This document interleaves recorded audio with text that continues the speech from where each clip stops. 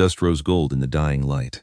3 riders broke through the pines, driving hard toward the lone cabin in the clearing. The door creaked open. A man stepped down from the wagon, hand resting near his belt. Behind him, a woman stood firm on the porch, rifle gripped tight, refusing to step back. Who rode this hard? And why did they stop right at the door? Hoofbeats pounded closer. The air drew tight. Shadows spilled across the dirt. Cold smile settled on the lead rider's face. The man's fingers tightened on the gun. Wind cut through the trees. They faced each other. The distance narrowed.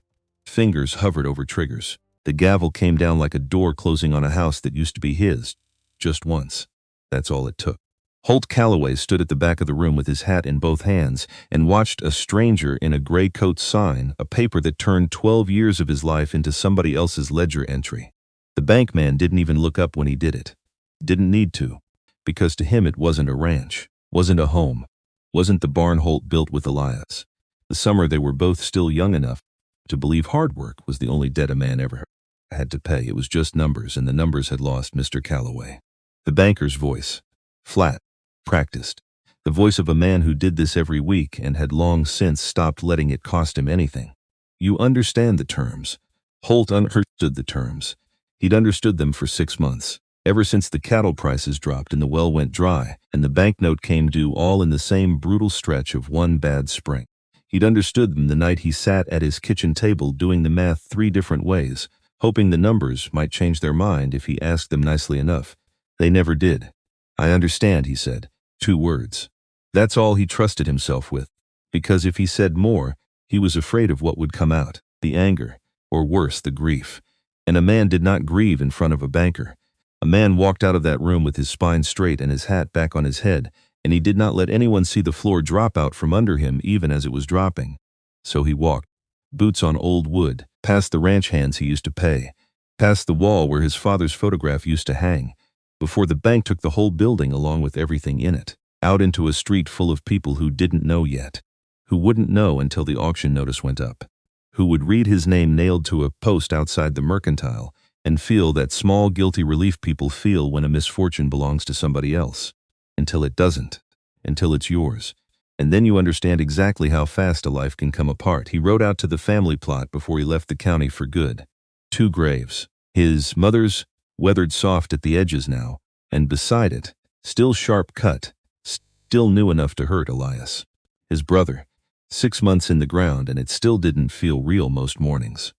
Still felt like Elias was just out checking the north fence line and would come riding back over the ridge any minute now, complaining about the heat, complaining about everything, the way he always had. Except he wouldn't, because Elias was dead, shot on the trail like he was nothing, like 12 years of building something out of raw land, and worse luck didn't matter to the men who wanted it for themselves. Holt never got a straight answer on who did it. The sheriff back then called it drifters. Bad luck. Wrong place. He never believed that, not for one single day. He crouched by the headstone and set his hand flat against the dirt, like he could still reach his brother through it if he pressed hard enough. I lost it, he said. Quiet. Just for Elias. The ranch. Lost the whole did. Nothing else. Did. I'm sorry, he said, and that word cracked clean down the middle because it wasn't really about the ranch at all. It was about not being there. About Elias riding that trail alone while Holt was 40 miles off arguing with a cattle buyer over 11 cents a head. 11 cents. That's what he'd been doing while his brother bled out on the cold, hard-packed dirt of a trail he never should have ridden alone. He didn't cry. He'd promised himself a long time ago he wouldn't, not here, not where anyone might see, not even the dead. But something in his chest folded in on itself anyway, quiet and total, the way a barn roof gives after the snow's been sitting on it too long. No sound. Just wait and then collapse. He stayed until the light went orange. Then he stood. Because staying didn't fix anything. Because grief was a debt too, and this one he'd be paying the rest of his life, a little at a time, whether he wanted to or not. He rode away without looking back. Told himself that was strength. It wasn't. It was just the only way he knew how to leave. Harlan Pruitt's office sat above the feed store in a town 3 days east, all peeling paint and a bell over the door that rang half a second too late, like it, too, had given up trying to keep up with things. Mr. Calloway rose from behind his desk with the kind of smile that came pre-fitted, like a coat bought off a rack. Too wide. Too fast. Heard about your troubles. Terrible business. Word travels. Bad news always does. Pruitt gestured to the chair across from him. Sit. Sit. Let's see if we can't put you back on your feet. Holt sat. He didn't trust the smile, didn't trust the office either. Too clean for a man who claimed to deal in dirt and deeds and the hard business of land. But he was out of ranches and nearly out of money, and a man in that position doesn't get to be picky about who hands him the rope. I've got a property, Pruitt said, already unrolling a map across the desk. His finger landed on a spot northwest, way up past where the roads thinned out into trail and the trail thinned out into nothing at all. Cabin, good land around it. Timber, a creek. Previous owner passed on, no heirs filed a claim, clean as clean gets. How much? Pruitt named a number low, too low if Holt had been thinking straight. But he wasn't thinking straight. He was thinking about a barn he used to own and a brother he used to have and how badly he needed somewhere, anywhere that hadn't already broken his heart once. I'll take it, Holt said. Smart man. Pruitt slid the paper across. Sign here, Holt signed. The pen scratched loud in that quiet office, and something about the sound of it, the finality of it, should have bothered him more than it did. Should have made him ask more questions. Where exactly did this deed come from?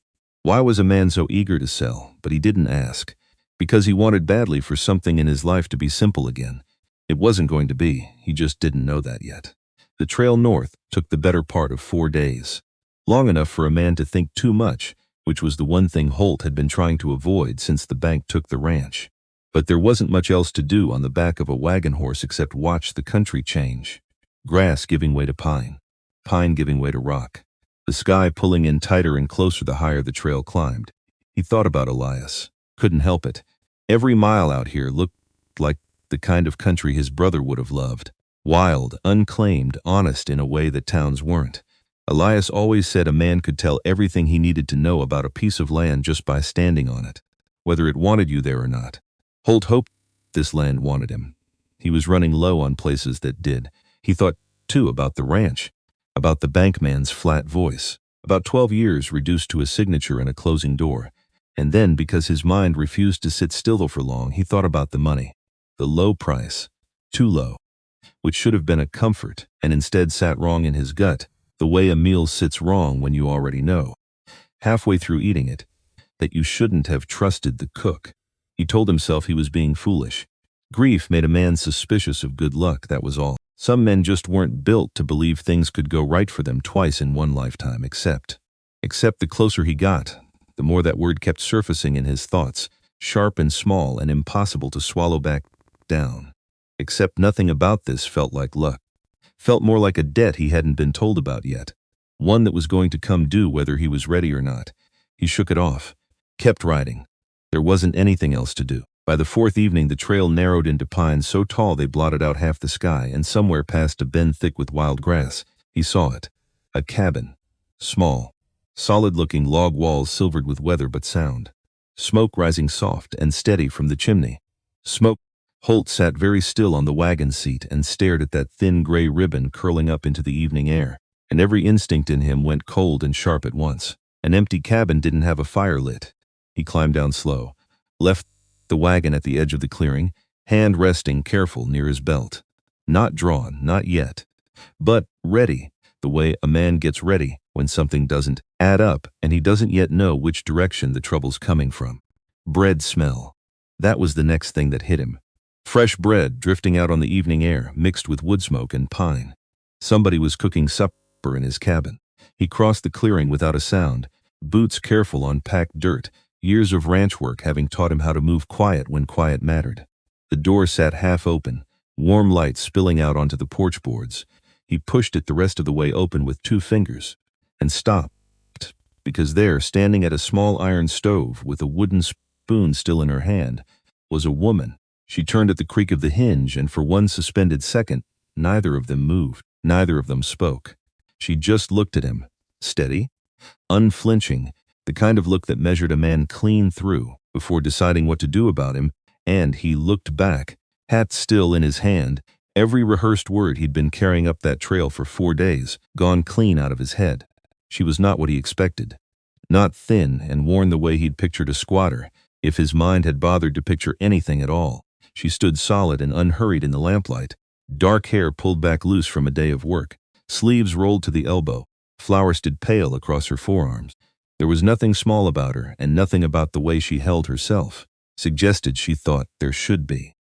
She filled the doorway of that kitchen like she'd built it herself, brick by brick, board by board, and had no intention whatsoever of explaining that fact to a stranger who'd just walked through her door uninvited. The cabin around her was clean, too clean for empty. A jar of wildflowers on the table, bread cooling on a cloth, a quilt folded neat over the back of a chair. This was not a place somebody was passing through. This was a home. For a moment Holt forgot entirely why he'd ridden 4 days to get here.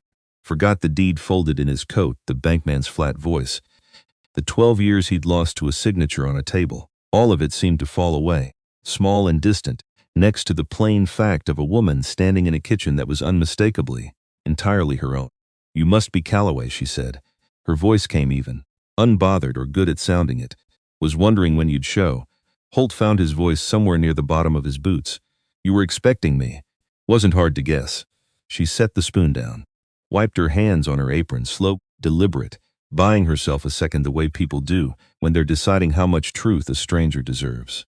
"Man in town's been selling this cabin out from under me for 2 weeks now. Figured eventually somebody'd be fool enough to buy it." The word landed like a slap. Fool enough. "I bought this land," Holt said. Careful, trying to keep the ground steady under a conversation that had already tilted sideways on him. "Fair and square. I've got the deed to prove it. I don't doubt you've got a paper." She met his eyes without blinking. "Doesn't make it true, ma'am." He set his hat down on the table more out of habit than manners, though the habit itself surprised him. Something about her presence demanded it, demanded a kind of respect he hadn't planned on giving a stranger squatting in his cabin. "I don't know what agreement you had with whoever sold this. I don't much care. I've got a signed deed, and I've got nowhere else left to go." "Neither do I. That's not my problem." Didn't say it was. She crossed her arms, and something moved behind her eyes. Not fear, he realized. He'd expected fear. This was closer to exhaustion, the particular exhaustion of a person who has explained herself to too many people who didn't listen, and has stopped expecting the next one to be any different. "This is my father's land, Mr. Calloway. Has been since before you were old enough to hold a deed of your own. I'm not going anywhere. Not for you, not for anybody. Your father's Cornelius Doyle." She said the name like it still cost her something to say it. "Past this winter." Which is exactly when men started circling this place like buzzards who'd been waiting on him to finally quit breathing. Holt felt something give way in his chest. A door he hadn't meant to open, cracking wider than he'd planned. "I'm sorry for your loss," he said, and meant it. Grief recognized grief, whether either of them wanted it to or not. "Don't." Her voice sharpened, quick, before she caught herself and pulled it back level again. "Don't be sorry. Be honest instead. Tell me what you're planning to do about that deed in your pocket, because I promise you, I am not leaving this cabin over a piece of paper some crooked land agent signed his own name to. His name's on it. Not just mine. Harlan Pruitt." She said it flat, like a curse dressed up as a name. "Man's been trying to get me off this land since the week my father died. First he offered to buy me out. I said no. Then he told me the deed had already sold. I said, that's impossible. This land isn't his to sell. And he smiled at me the way men like that always smile. Like I was a nuisance he'd already found a way around." Holt stood there a while, the bread smell still in the air, the fire crackling low behind her. And underneath all of it, a cold, sinking recognition, because none of this sounded like a lie, sounded instead like exactly the kind of thing that happened to people who had no one left to stand behind them. "You're telling me I bought stolen land." "I'm telling you," she said, "that you bought a lie with your name on it. Question is what you're going to do now that you know." He didn't sleep that night. Not in the cabin. She'd made that much clear without needing to raise her voice, arms folded, standing between him and the only bed in the place like a wall built out of pure refusal. He bedded down in the barn instead, on a pile of old hay that smelled like every barn he'd ever slept in, and stared up at the roof beams and turned the whole conversation over and over in his mind until it wore a groove, because none of it made sense. Except it did, in the worst way, which was somehow harder to sit with than if it hadn't made sense at all. A dead father, a land agent circling before the body was cold, a deed that appeared out of nowhere with a suspiciously low price tag, sold fast to a desperate man 3 days' ride from anybody who might ask questions. Holt had wanted badly for this to be simple. A cabin, a fresh start, a quiet corner of the world where the bank couldn't reach him and grief couldn't follow. Instead, he'd ridden 4 days into somebody else's tragedy and set his own boots right down in the middle of it. He thought about leaving, turning the wagon around come morning, riding back to Pruitt's office, and doing what? Demanding his money back from a man who'd probably already spent it. Doing what exactly, with nowhere else to go and no ranch left standing behind him? And then he thought about her, standing in that doorway like she'd grown up out of the floorboards herself, not asking for pity, not asking for anything at all, except to be left alone on the one piece of ground the world hadn't managed to take from her yet. He understood that feeling better than he wanted to admit. He didn't sleep. But somewhere near dawn, lying there in the hay with the cold coming up through the boards, he made a decision he couldn't fully explain even to himself. He wasn't leaving. Not yet. Not until he understood exactly what he'd walked into. Morning came gray and cold, mist sitting low over the pines. Holt found her already up, already working, hauling water up from the creek in 2 buckets, balanced on a yoke across her shoulders, moving through the mud like the weight of it was nothing at all to her. He crossed the yard. "Let me take those. I've been hauling my own water for 30 years, Mr. Calloway." She didn't slow down. "Don't need you starting now." "Wasn't offering, because I think you can't." That stopped her. Just for a second. Just long enough for something to pass across her face he couldn't quite name. Surprise, maybe, or the particular wariness of somebody who's learned to expect insult up inside every kindness, waiting to spring the moment she lets her guard down. Then why? "Because it's heavy," he said, "and I've got 2 working arms doing nothing this morning." She studied him, measuring. Then, without a word, she handed over the yoke. They didn't speak again until the buckets were set inside by the stove, water sloshing dark against tin, and even then it wasn't much. Just her name offered plain, like a fact instead of an introduction. Adeline Doyle. "Addie, if you'd rather not say the whole thing every time." "Holt Calloway, I know who you are." A ghost of something almost like humor crossed her mouth. "You signed your name on a stolen deed. Word travels fast when a man does something that foolish. You going to let me live that down eventually? Depends how long you're planning on staying." He didn't have an answer for that. Not yet. So he asked yet nothing, and she went back to her work, and the silence between them settled into something that wasn't quite comfortable, but wasn't quite hostile either. Something in between. Something neither of them had a name for. The days that followed took on a shape neither of them planned. He stayed in the barn. She stayed in the cabin, and between the two of them, out of nothing but stubbornness and necessity, a kind of uneasy truce took root. Because the nearest town sat 2 days' ride off. Because his wagon horse had come up lame the second morning. Because a man couldn't just abandon a woman alone this far out, with a land agent's lies hanging over her head, like weather that hadn't decided yet whether to break. He told himself that was the reason he stayed. Practical. Reasonable. It wasn't the whole truth, but it was the part he could say out loud. He watched her work those first days, and found himself doing it more than he meant to. Watched her split kindling with a swing that would have shamed most men he'd hired back at the ranch. Watched her mend a fence line alone, sweat cutting tracks through the dust on her arms, refusing every offer of help until the job was too big for one pair of hands, and she finally, grudgingly, let him take the other end of the post. "You don't take help easy," he said. One evening, the two of them hauling the last fence post upright together. Not much reason to. Meaning what? She was quiet a moment, tamping dirt around the post base with the heel of her boot. Meaning most folks who offer aren't really offering. They're deciding first, what kind of woman I must be. Fat woman living alone, no husband, no children, working land by herself.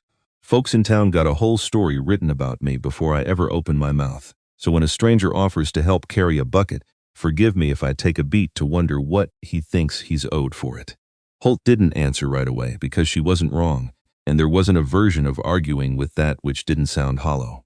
He thought back, unbidden, to the ranch hands he used to employ, good men mostly, but not one of them had ever once stopped to ask whether the help they gave was actually wanted, or simply assumed because a woman's hands were full and a man's happened to be free. He'd have done the same, most likely before this trip. Wouldn't have thought twice about it. "I don't think you're owed anything from me," he said finally, "except maybe an apology for showing up here with a piece of paper that isn't worth the ink on it." She looked at him. Something in her posture eased. Not trust, not yet, but something adjacent to it. "That's a start," she said, and went back to work. It was the following afternoon that he saw the rest of it, what 30 years on this land had actually made of her. A stray dog, half wild and clearly starving, had wandered into the yard, chasing after the hens, and before Holt could so much as reach for the axe leaning by the woodpile, Addie had already crossed the yard, low and steady, talking to the animal in a voice pitched calm and even the same voice she might have used gentling a spooked horse. She didn't shout, didn't chase it off with a stick the way most folks would have. She crouched instead, slow, patient, one hand held out flat and empty, until the dog's hackles dropped and its tail, tentative, began to move. By evening it was curled by her stove, fed on scraps, and by the following week it had taken to following her everywhere she went, a wary, loyal shadow that flinched at loud noises, but never once flinched from her. You didn't have to do that, Holt said, watching her set down a bowl of water for the animal. Could have let it run off, one less mouth to feed. Could have. She scratched behind the dog's ear, unhurried. Didn't want to, though. Everybody deserves a second look before you decide what they're worth, animal or otherwise. She glanced up at him, something knowing in her eyes. Learned that from my father. He never did trust a first impression. Said a man's true measure only showed itself once the easy assumptions ran out. Sounds like a wise man. He was. She rose, brushing dirt from her knees. Come inside a minute. Something I want to show you. She led him to the small shelf above the hearth, where a single carved wooden box sat, plain and unremarkable next to everything else in the room. Inside, wrapped in cloth, was a compass, its brass casing worn smooth with handling, the glass face cracked in one corner but the needle still true. He carried this his whole life, Addie said, turning it over gentle in her hands. Said a man who knows which way is true north, never has to worry about losing himself, no matter how lost everything else around him gets. She looked up at Holt, something soft moving behind her eyes. I keep thinking about that lately. Trying to remember which way my own true north is supposed to point, now that he's not here to remind me. Holt didn't have an answer for that. Didn't try to force one. He just stood there a moment, in the quiet of that small cabin, and let the weight of what she'd shown him settle where it needed to settle. Seems to me, he said finally, you've been pointing true this whole time, whether you needed reminding or not. It was 3 nights later, over a supper of beans and the last of her bread, that she told him the rest of it. Not all at once. In pieces, the way people tell the truths that still hurt, testing each one before handing over the next. The cabin had settled into a kind of rhythm by then, small and unremarkable but steady. The particular creak of the second porch board, the way the fire needed banking just so, or it smoked instead of warmed. The hour each evening, when the light through this west window turned everything the color of weak tea, and Addie would set down whatever she was working on and simply watch it happen, like the sunset itself was an old friend she'd learned, over 30 years, exactly when to expect. Holt had started noticing these small things without meaning to. Started, if he was honest with himself, looking forward to them. That evening the lamp burned low between them, and the quiet had gone comfortable enough that he almost didn't want to break it by asking the question that had been sitting unspoken in his chest since the first night. My father took sick last spring, she said. Wasting sickness. Month by month until there's not much left to eat. Toward the end it turned to fever, and that's what finally took him. But it was slow getting there. Slow enough that a man in this territory had plenty of time to smell opportunity in it. A pause. Silas Crane. Owns half the water rights from here to the county line, and been wanting the other half for years. My father's creek included. Holt set his spoon down. Something cold moved through him at the name, though he couldn't have said why. Not yet. Crane came to the house while my father was too weak to sit up in bed, she went on. Had papers with him. Told my father if he signed, the family debts got forgiven, the land stayed in the family name, and everything would be taken care of. My father was dying and scared and not thinking straight, and he signed. Signed what? A contract. Her voice thinned, just slightly. Binding my hand in marriage to Silas Crane. Soon as he was of a mind to collect, the words sat heavy in the small cabin, heavier than the silence that followed them. He forced a dying man to sign his daughter over, Holt said slowly, like a piece of livestock. That's exactly what it was. Her jaw tightened. And when my father passed, Crane came calling within the month. Told me the contract stood regardless. Told me the land was as good as his the day. I said the vow. No. I said no. Something steady returned to her voice. Something that had been there under the fear the whole time, waiting. And I've been saying no every week since. Which is why Pruitt's been so eager to sell this cabin out from under me to any fool passing through. Crane wants me gone or married. Either one gets him the water. Holt sat with that a while. The fire popped low in the stove. Outside, wind moved through the pines, steady, indifferent to everything happening inside these four walls. He's not going to stop, Holt said. Not a question. No, Addie said, he's not.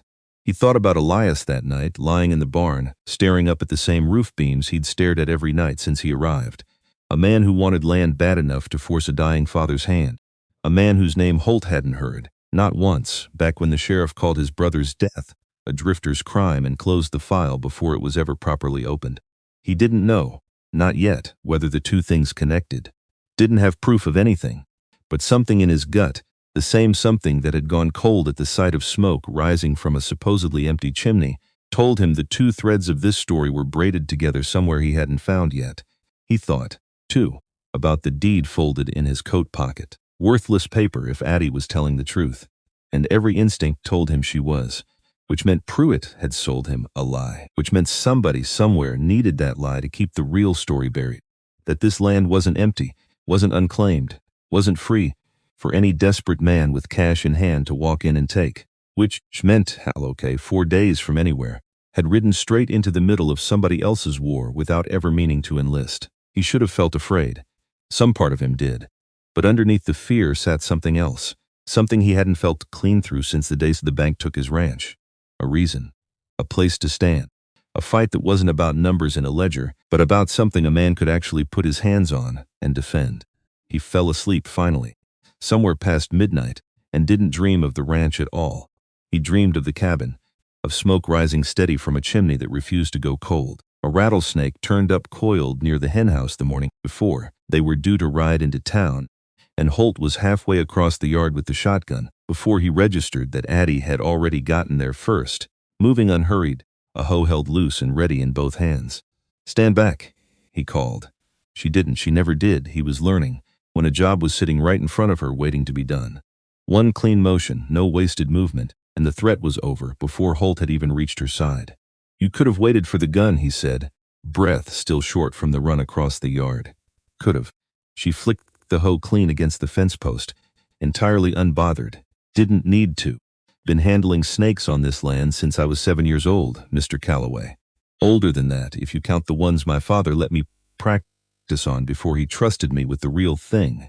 A faint, dry humor touched her mouth. "You'll have to forgive me if I don't wait around for rescuing every time something dangerous shows its head. Bad habit to get into out here. Tends to get a person killed."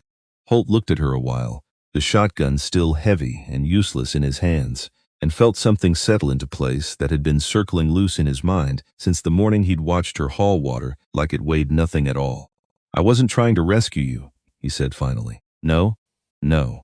He set the shotgun down against the fence post, slow. Just didn't want to miss it if something happened. Figured a man ought to be standing close by, whatever a woman like you decides to handle on her own. Something flickered across her face at that, quick and unguarded, gone before he could be certain he'd seen it at all. "Well." She turned back toward the henhouse, though her voice had gone a shade warmer than before. "Try to keep up then. I've got fences to mend and a town to visit, and neither one waits kindly for a man standing around admiring the view." 2 days later, they rode into the nearest settlement together. A huddle of buildings barely large enough to call a town, one street, one bank, one land office with Harlan Pruitt's name stenciled crooked on the glass. The moment they stepped down off the wagon, Holt felt it. The way heads turned. The way conversation on the boardwalk dropped half a register, voices dipping low the way voices do when people think they're being discreet and are, instead, being cruel in plain earshot. "That's the Doyle girl," a woman murmured to her companion, not quite quiet enough. "Surprised she still shows her face in town. Surprised anybody'd want her showing it." The other one said, and the two of them laughed. Soft and ugly, before moving on down the street, like that they hadn't said anything at all. Holt felt his hands curl into fists at his sides before he'd even decided to be angry. Beside him, Addie didn't flinch, didn't slow her step, kept walking toward the land office with her chin level and her eyes forward, like she'd built a wall a long time ago and had gotten very good at living behind it. "They talk about you like that often?" he asked, low, once they were come to town. She said it plain, no self-pity in it, which somehow made it worse to hear. Fat and unmarried and living alone on a piece of land men want gives folks a lot to say. Doesn't cost them anything to say it. It should. She glanced at him, surprised like she hadn't expected him to mean it. Careful, Mr. Calloway. Might start thinking you've got opinions about how a person deserves to be treated. I've got opinions about a lot of things, he said. Turns out that's one of them. They passed the Mercantile on the way to Pruitt's office, and an older woman stepped out onto the porch just as they reached it, a broom still in her hand, gray hair pinned back tight beneath a faded bonnet. Adeline. The woman's voice carried none of the cruelty of the two on the boardwalk, just plain, unhurried warmth, the kind that didn't need to announce itself. Been meaning to send word out your way. Got a bolt of good wool in last month, thought of you the moment it arrived. Mrs. Whitlock. Something in Addie's shoulders eased, just slightly, at the sight of her. I'll come by before I head back. See that you do. The old woman's eyes flicked to Holt, sharp and assessing in the way of someone who had run a store long enough to size up every stranger who walked through her door. This the fellow bought Cornelius's cabin out from under Pruitt's nose? Something like that, Holt said. Mrs. Whitlock studied him a moment longer, then nodded like whatever she'd been looking for she'd found. Well, you treat her right, or you'll answer to me, and I've got a broom I'm not afraid to use. She turned back to Addie before Holt could think of a reply. Don't you let this town's gossip weigh on you, dear. Small minds always did need something to chew on. Doesn't make their chewing worth a thing. Thank you, Mrs. Whitlock. Go on now. Pruitt's waiting whether he knows it yet or not. Holt watched her go back inside, broom still in hand, and something in his chest loosened that he hadn't realized had been sitting tight all morning. Not every person in this town had decided who Addie Doyle was before she opened her mouth. That mattered more than he expected it to. She's known you a while, he said as they walked on. Since before my mother passed. Addie's voice had gone softer than he'd heard it. She's about the only one in this town who never once made me feel like an apology was owed for taking up space. Some folks are just built decent. Doesn't happen near often enough. Pruitt's office had the same too-fast smile waiting behind the desk, right up until he saw who was walking in behind Holt. Miss Doyle. The smile thinned considerably. This is a surprise, I'll bet it is. Addie set both palms flat on the desk and leaned in, and for the first time since Holt had met her, he saw something in her that wasn't careful restraint, something closer to fire. You sold my father's land, Mr. Pruitt.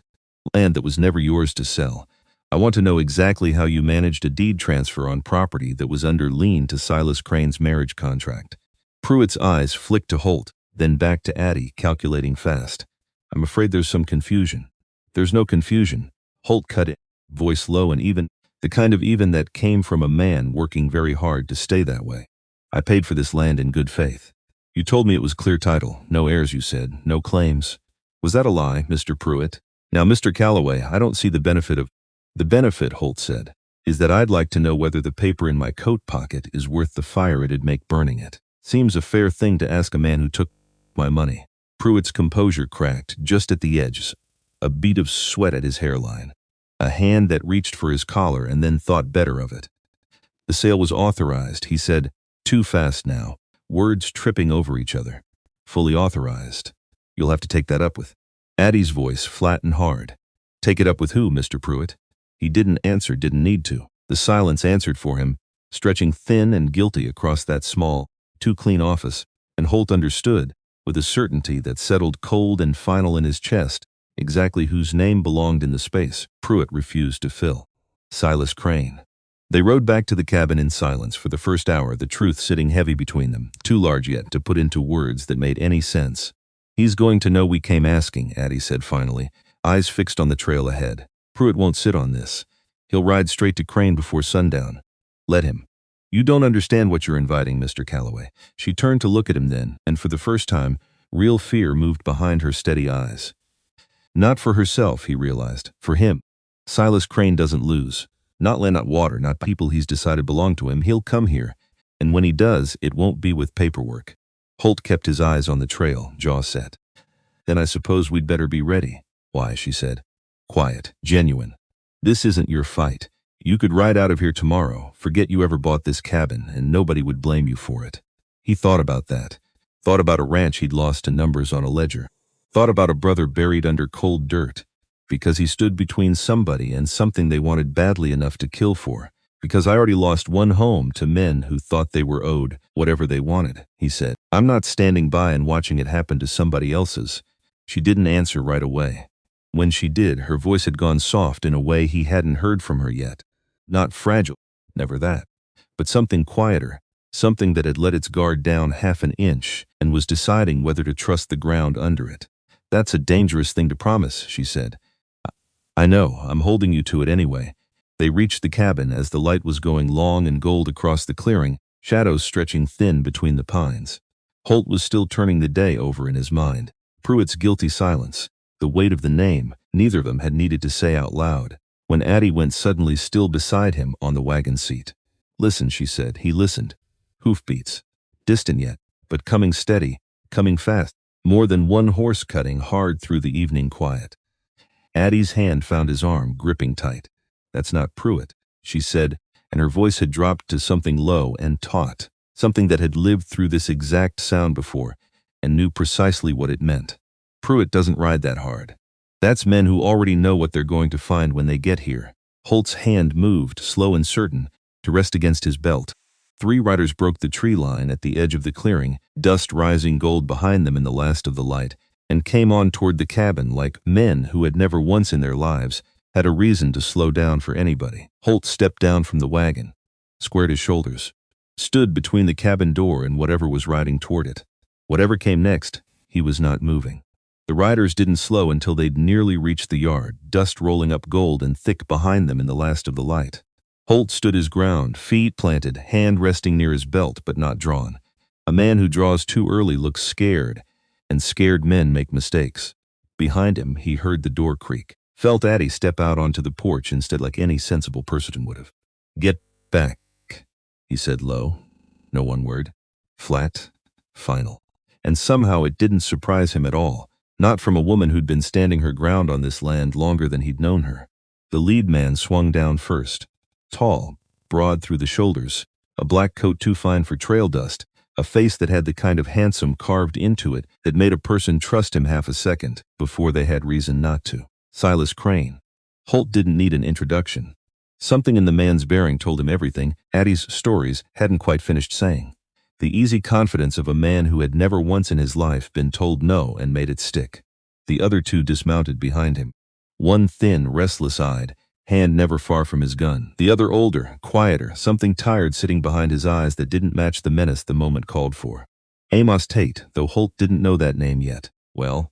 Crane's voice carried easy across the clearing, unhurried, almost amused. "This must be the fool Harlan sold my cabin to." "Your cabin?" Holt's jaw tightened funny. "Deed says otherwise." "Deeds say a lot of things." Crane's smile widened, slow and cold. "Doesn't make them true." He walked forward like he owned the ground he was crossing. Which, Holt supposed, was exactly the problem. The man walked like that everywhere, on every piece of dirt he'd ever set boot to, whether it belonged to him or not. His eyes found Addie on the porch, and something changed in his expression. Not warmth. Something closer to ownership. The look of a man checking on property he'd left unattended too long. "Adeline." He said her name slow, like he was tasting it. "You're looking well. Considering." "Considering what?" "Considering you've been hiding out here alone with a stranger for near 2 weeks. His eyes cut to Holt, sharp, assessing. "Folks in town do love to talk, sweetheart. Wonder what they'd make of that. They can make whatever they like." Addie's voice didn't waver. "Doesn't change the fact you've got no business on this land, Silas Crane."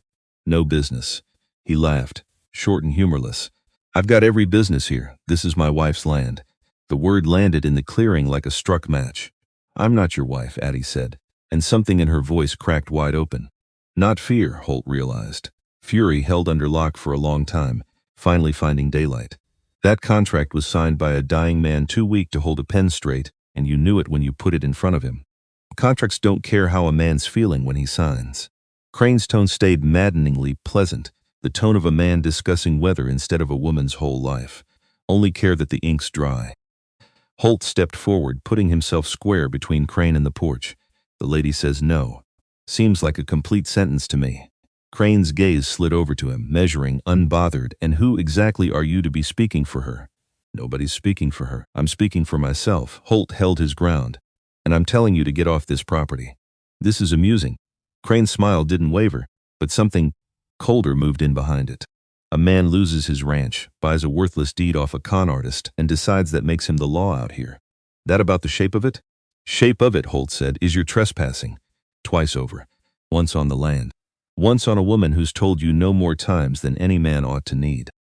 Something crossed Crane's face then, the first crack in the easy performance, gone as fast as it came, replaced by something meaner underneath. You want to be careful, Calloway. Man who stands where he's not wanted tends to end up like his brother. The clearing went silent. Dead silent. The kind of silence that has weight to it, that presses down on a person's chest until breathing feels like an act of defiance. Holt's blood went cold, and then immediately after hot enough to burn. What did you say? Crane's smile came back, slow and terrible, a man savoring the exact moment he'd been waiting for. Elias. That was the brother's name, wasn't it? Rode the North Trail alone 6 months back. Terrible thing what happened him. You knew my brother. Holt's voice had gone very quiet, very still. The stillness of a man standing at the exact edge of something he couldn't take back. I knew of him. Crane's eyes never left Holt's face, drinking in every flicker of reaction like a man savoring a meal he'd waited a long time to eat. Stubborn sort. Wouldn't sell that strip of land bordering my creek. Wouldn't sell it for any price I offered. Man like that, well, some problems solve themselves. Given the right kind of persuasion, you killed him. It wasn't a question. Holt heard his own voice say it and barely recognized it, low and shaking with something that had been building for 6 months without a place to land. Crane didn't deny it. Didn't need to. He just watched Holt's face with something close to pleasure, like a man watching a fire finally catch after working hard to strike the spark. I didn't pull the trigger myself, he said, almost gentle. Wasn't necessary. Man's got associates for that sort of business. Holt's hand moved for his gun before he'd fully decided to move it. Don't. Addie's voice cut through the clearing, sharp and sudden, and something in it stopped Holt's hand cold, hovering an inch from the grip. He wants you to, she said, low, urgent, not taking her eyes off Crane. Look at him. He's got 2 men behind him and a reason ready-made to call it self-defense. Don't give him the excuse. Holt's chest heaved. Every instinct in him screamed to draw anyway, to make Crane pay right here, right now. In the same dirt his brother's killer stood on so easy, so unbothered. But she was right. He knew she was right, even furious as he was, even with his brother's name still hanging raw in the air between them. He forced his hands still, forced his breathing to slow. Crane watched the whole exchange with open amusement, like he was watching 2 dogs decide not to fight after all. Smart woman, he said. You should listen to her more often, Calloway. She's the only reasonable one out here. Get off this land, Holt said, each word deliberate, controlled though it cost him everything he had to make it sound that way. Before I stop caring what's reasonable. Crane studied him, then unhurried, he turned back toward his horse. You've got a temper, he said over his shoulder. I respect that in a man who's about to lose. Just make sure it doesn't get you killed before I've had my fun with it. He mounted up. His 2 twin followed, the thin one grinning, the older one glancing back once at the cabin with an expression Holt couldn't quite read, something that wasn't quite satisfaction, something closer to discomfort, quickly buried. Crane paused at the tree line, turning his horse to face them one last time. I'll be back for what's mine, he said. The water. The wife who thinks she has a say in it, his eyes flicked to Holt. And you, Calloway, you'd do well to remember whose grave you're standing this close to. Wouldn't want to see the family plot get crowded. Then he rode off, his men following. Hoofbeats fading into the dusk until the clearing was quiet again. Too quiet. The kind of quiet that comes after a storm passes close enough to feel the wind of it but hasn't actually broken yet. Holt stood frozen in the yard for a while, staring at the space where Crane had been. Because the man who killed his brother had just ridden away. Unbothered. Unafraid. Promising to come back for more. And there was nothing Holt could do about it, not yet. His knees nearly gave. He didn't let them, Holt. Addie's hand found his arm. Careful. Steadying, though her own hands weren't entirely steady either. He killed Elias, Holt said. The words came out rough, disbelieving, even though he'd just heard the confession with his own ears. He stood right there and told me, like it was nothing. Like my brother was a fence post in his way. I'm sorry. Her voice had gone soft, all the earlier fuss banked down into something gentler. I didn't know. I swear to you, I didn't know it was your brother, Heed. I know. He cut her off, not unkindly, just tired. So tired in a way that went bone deep past the kind of tired sleep could fix. I know you didn't know. They stood there together in the fading light, the 2 of them, neither quite sure what came next. Because grief this fresh didn't leave room for much else. Because rage this large didn't have anywhere to go except in circles, over and over, looking for a target that had just ridden safely out of reach. "Come inside," Addie said finally. "It's getting cold." He let her lead him in. Didn't have the strength left to argue. That night, they sat across from each other at her small table, a single lamp burning low between them, and Holt told her everything. About the sheriff back home calling it drifters. About the case closed too fast, too clean, no real investigation. Just a shrug and a shallow grave and a family left with nothing but questions that never got answered. They knew, he said, staring at the lamp flame, like it might hold some answer he'd missed. Somebody knew back then and let it go anyway. Let Crane walk free because he's got money enough to make problems disappear. That's how men like him operate. Addie's voice was quiet, steady though something raw moved underneath it. My father used to say Crane's got half this territory in his pocket. Judges, sheriffs, land agents. A pause. Even the ones who ought to know better. Holt looked up at her. You think the local law's bought? I think, she said carefully, that we can't count on anyone we haven't met ourselves. Not yet. He sat with that. Because it was a hard thing to hear and a harder thing to accept, that justice wasn't a given, wasn't something that simply arrived when a man had been wronged badly enough. It had to be built, fought for. Sometimes at the cost of everything a person had left. Then we build it ourselves, he said finally. He's by piece if we have to. Something in her expression eased then, not quite a smile, but close enough to one that it caught in his chest and stayed there. We, she repeated. Testing the word, we, he confirmed.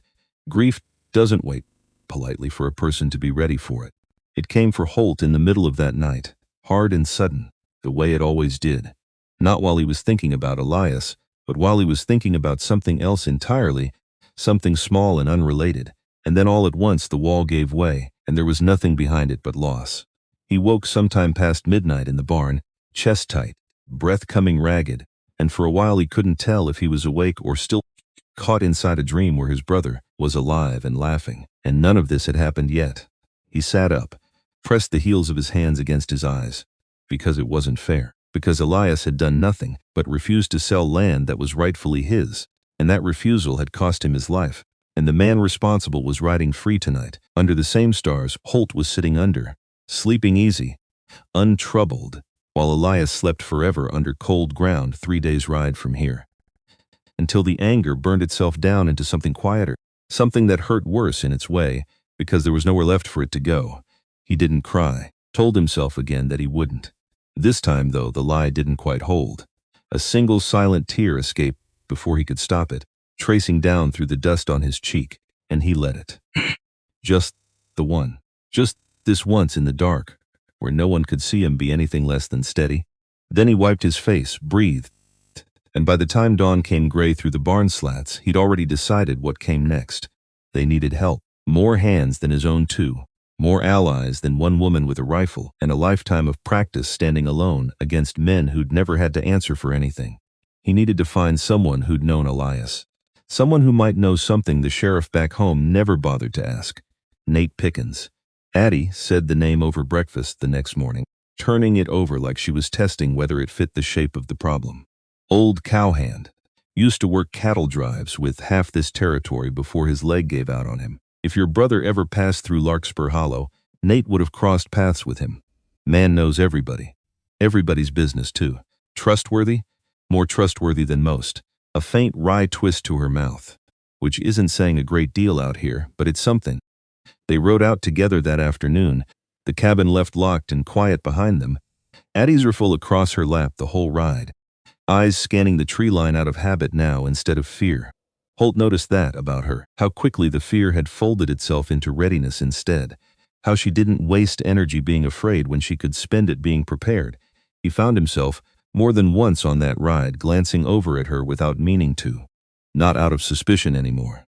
Something else entirely, something he wasn't ready to name yet, sitting quiet and unexpected in his chest. He pushed the thought down. There wasn't room for it. Not with Crane's threat, still hanging fresh in the air. Not with his brother's death still raw as an open wound. Except the thought didn't fully go away, it just waited. Patient. The way important things do. Nate Pickens lived in a low cabin at the edge of Larkspur Hollow proper. Chickens scattered across a yard gone half to weeds. A dog too old to bark doing little more than lift its head as they rode up. The man himself came out onto the porch slow, favoring his bad leg, a face weathered into deep lines by 40 years of sun and wind and hard living. He squinted at them a while before his eyes landed on Holt, and something shifted in his expression. "Calloway," he said. "Not a question, you've got his eyes, Elias's, I mean." Same look he used to give a man when he'd caught him in a lie. Holt felt something tighten in his throat. "You knew my brother." "Knew him well enough." Nate gestured them up onto the porch, easing himself down into an old rocking chair with a grimace. "Rode together for 3 seasons. Back before the leg feet quit on me for good." Man could outcuss a mule and still say grace over supper, without a lick of shame about the contradiction. A faint, fond smile ghosted across his weathered face. "Once bet me a month's wages he could rope a steer blindfolded. Lost that bet. Paid up anyway, laughing the whole time about it. Wasn't a soul on that drive who didn't like him, even the ones he'd bested. He never mentioned you. Wouldn't have had reason to, most likely." Nate's eyes softened, something old and sad moving behind them. Ranch kept him too busy those last years to talk much about cattle drive days, but I heard what happened to him. Heard it and didn't believe the story the sheriff put out for one single second. Holt sat forward. "You think it was Crane?" "I know it was Crane." Nate's voice hardened, all the softness burning off at once. "Elias told me himself, month before it happened. Said Crane been at him for weeks to sell that north strip along the creek. Said the man wouldn't take no for an answer, kept sending fellas around at night, cutting fence, spooking cattle. Elias wasn't the type to scare easy.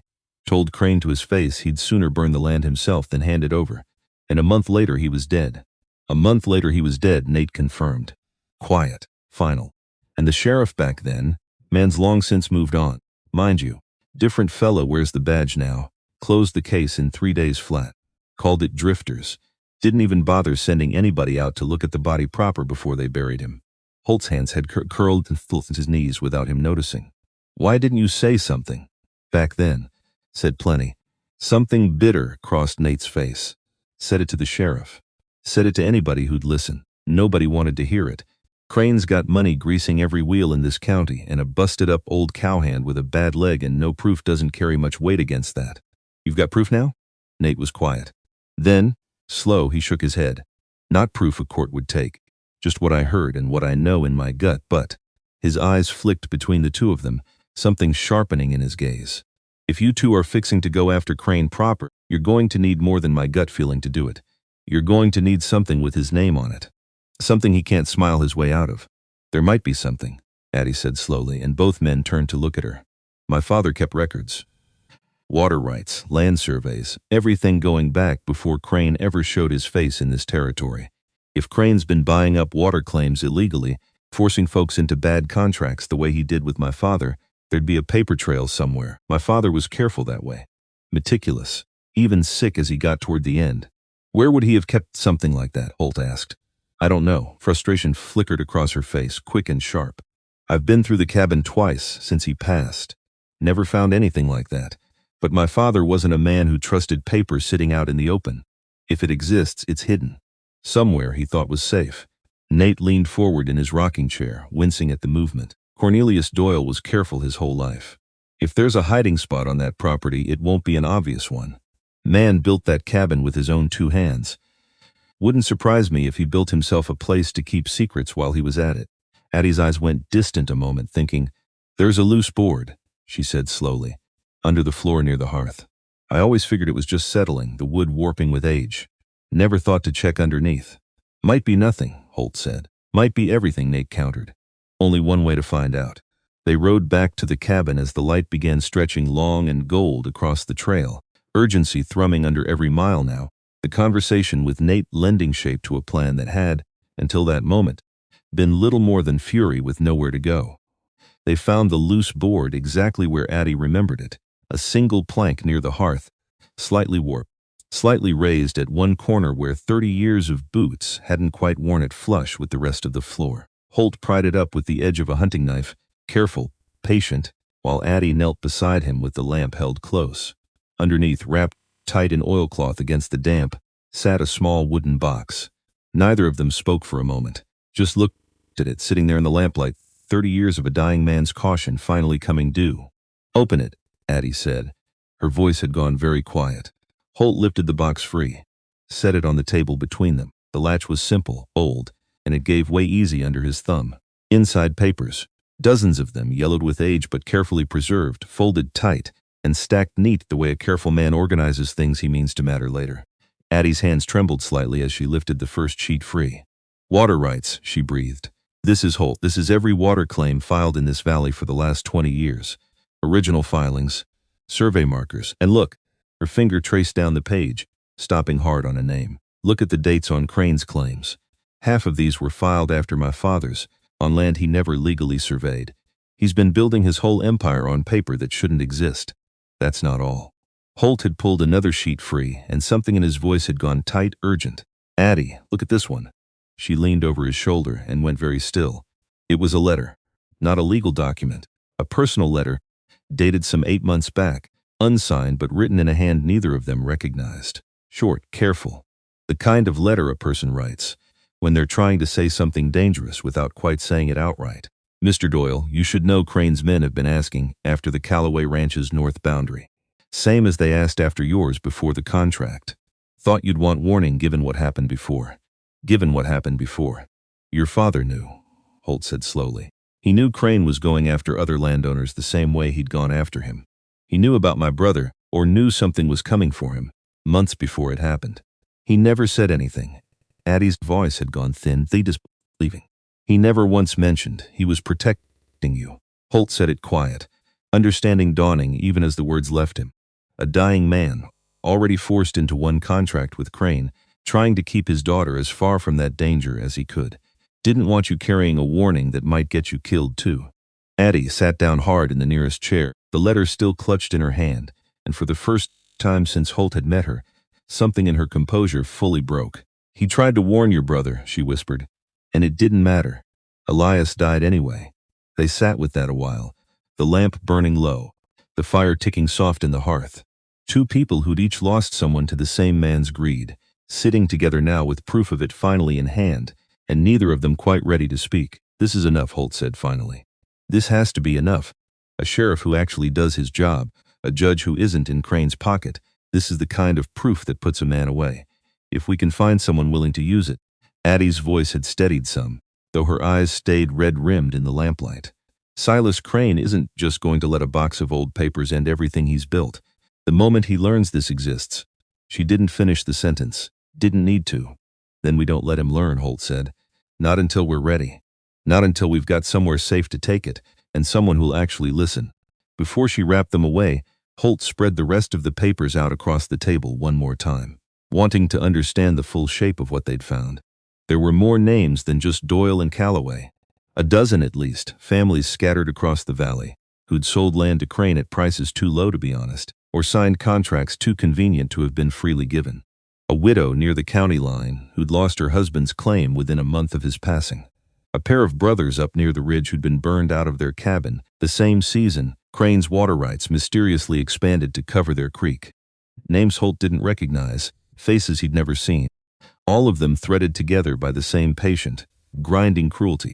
He didn't just do this to us, Addie said quietly, reading over his shoulder. He's been doing it for years. To anybody too poor or too alone to fight back. Which means it's not just our fight anymore, Holt said slowly. Every family on this list deserves to see this too. Deserves to know somebody finally found the proof. Addie was quiet a while, looking down at all those names, all those lives quietly ruined by a man who'd never once had to answer for any of it. My father used to say a person only really finds out what they're made of when the trouble isn't theirs to begin with, she said finally, when they could walk away clean and choose to stay anyway. She looked up at Holt. I think he'd have liked knowing this fight was going to help more than just his own daughter. Then we make sure it does, Holt said. Every name on that list, not just ours. Addie nodded slowly. Wrapped the papers back in their oilcloth with careful hands, the same care her father must have used 30 years before, folding danger up small enough to hide. Nate, she said. He'll know who in this territory can't be bought. Then that's where we start. They didn't get the chance. 2 days later, 2 days of careful planning, of Nate riding quiet circuits between Larkspur Hollow and the cabin gathering names, of Holt and Addie working the land by day and poring over her father's papers by lamplight each night, the peace broke. It broke the way these things always seem to, sudden, loud, impossible to see coming until it was already on top of you. Holt was out repairing the same fence line he'd helped mend that first week, sweat cutting through trail dust when he heard Addie's voice call out sharp from the cabin. He was moving before he'd fully processed the sound. Rifle in hand before he'd consciously decided to grab it. He found her standing on the porch, rigid, staring out toward the tree line where a single rider sat motionless on his horse, watching the cabin with an expression Holt couldn't read from this distance. "That's not Crane," Addie said, low, before he could ask. "That's one of his men. The older one. Was there the night Crane came." Amos Tate. The man didn't approach, didn't call out, just sat there at the edge of the clearing, still as a fence post, watching the cabin with something heavy sitting behind his eyes. Holt stepped down off the porch, rifle low but ready, and started toward him slow. "You lost? Didn't come here for trouble." Funny thing to say, riding for a man like Crane. Been riding for Crane 11 years. Started off honest work. Cattle. Mostly. Somewhere along the way it stopped being that a pause. Didn't sign on to be part of killing a man over a fence line. Holt's grip tightened on the rifle. "You were there the night my brother died." Amos's jaw worked, something warring behind his eyes. For a while Holt thought he wouldn't answer at all. "I wasn't the one who pulled the trigger," he said finally, "but I was there. Held the horses while it happened. Told myself that made me innocent." His voice cracked, just slightly, just enough to hear the years of guilt sitting under it. "Don't sleep much anymore, if I'm being honest with you." "Why are you telling me this?" "Because Crane's planning something." Amos's eyes flicked toward the cabin, toward the tree line, checking, always checking. A man who'd learned the hard way what happened to people who got caught doing the wrong thing. He knows you two have been asking questions in town. Knows Pruitt's scared enough to keep his mouth shut for now, but scared men don't stay quiet forever. What's he planning? Don't know exactly. But he's been in a temper since he found out Pruitt sold this cabin without checking with him first. A grim, humorless twist to Amos's mouth. Man's not used to anybody moving pieces on his board without his say-so. Not even his own people.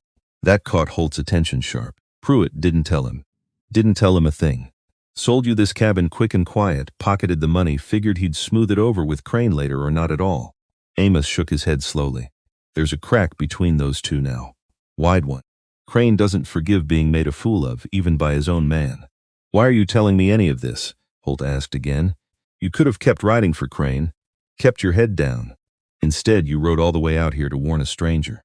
Amos was quiet, staring off toward the pines, like the answer might be written somewhere out there in the trees. "Because I've got a debt I can't pay your brother," he said finally, voice rough.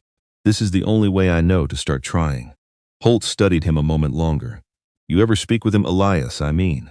"Before it happened." Something crossed Amos's weathered face, old and pained. "Once. Week before it happened, matter of fact.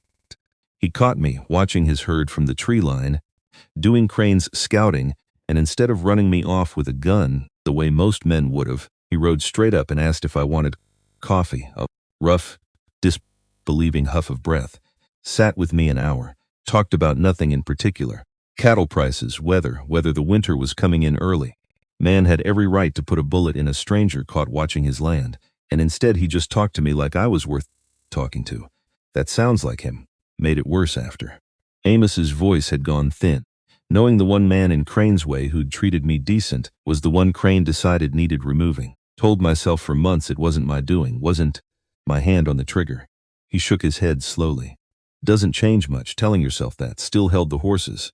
Still let it happen when maybe, if I'd said something, done something, it wouldn't have. You can't carry every choice that wasn't yours to make," Holt said quiet. "Can't help carrying it anyway." Amos met his eyes, steady despite the guilt still sitting plain behind them. "Which is why I'm here. Figured a debt like that doesn't get paid by staying quiet about it any longer." He left as quiet as he'd come, riding back toward the tree line without waiting for thanks he clearly didn't believe he deserved.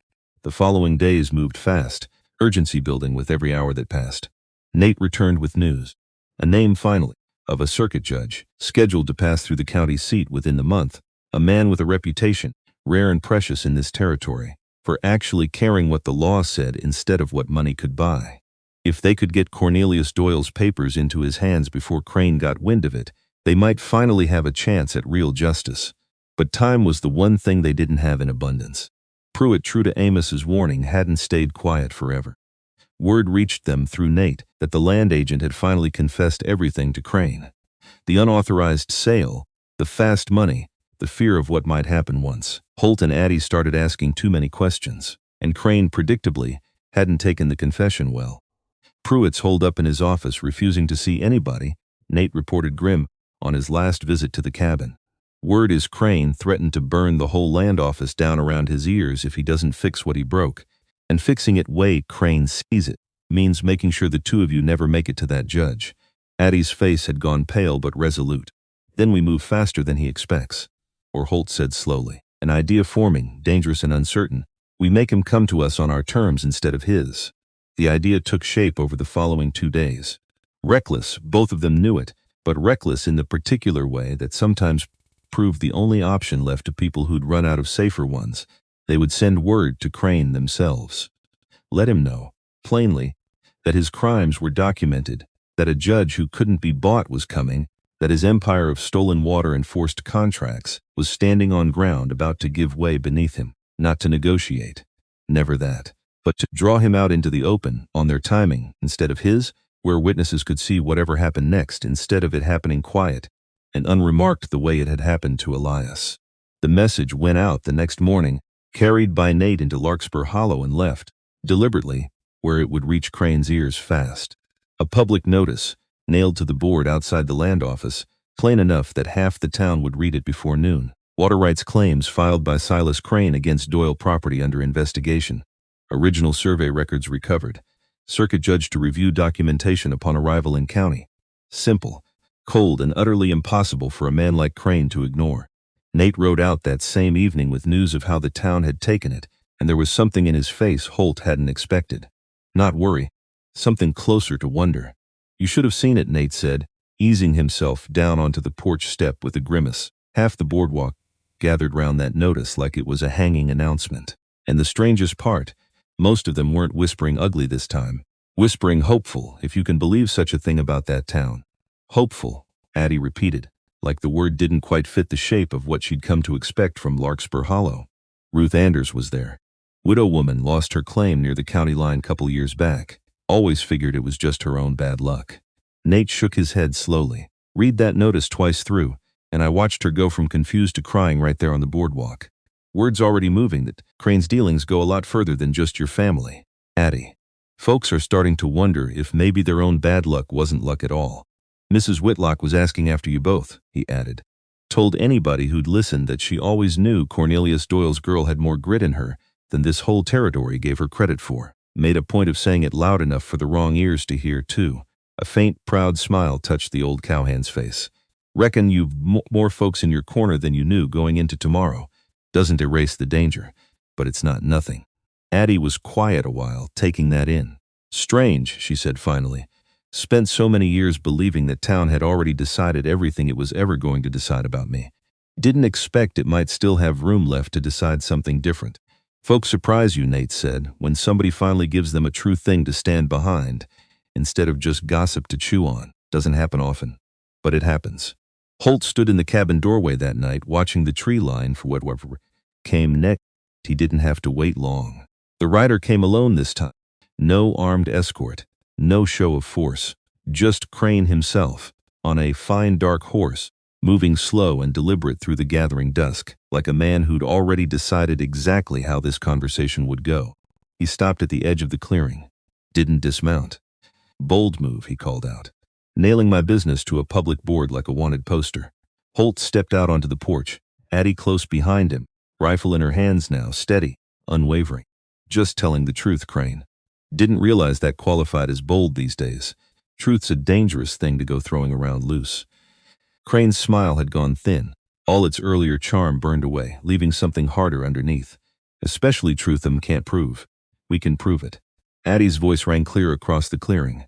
Steady despite everything. Every claim you filed, every contract you forced, every piece of paper you thought nobody would ever find. It's all documented. All of it. And in 3 weeks, a judge who doesn't answer to your money is going to see every page. You think a piece of paper scares me, he said, voice gone low and cold. I've buried better men than either of you for standing in my way. Your brother, he said, eyes fixed on Holt, deliberate, cruel, learned that the hard way. Slow, if I recall correctly. Holt's hand went to his gun before he could stop it. This time Addie didn't tell him to hold. Enough, she said instead, voice hard as flint. Enough threats, Silas. Enough pretending you're above the consequences of what you've done. You want this settled? Fine, let's settle it. Not with lies to a sheriff who won't look too hard. Not with more men dying quiet on empty trails. What exactly are you proposing? It was Holt who answered, voice steady, despite the fury still burning under his skin. You and me. One gun each. In front of witnesses who'll see exactly what happens and remember it plain whichever way it goes. You lose, every claim you've ever filed against this land gets exposed. Every contract voided. Every crime laid bare for that judge to see. Crane studied him.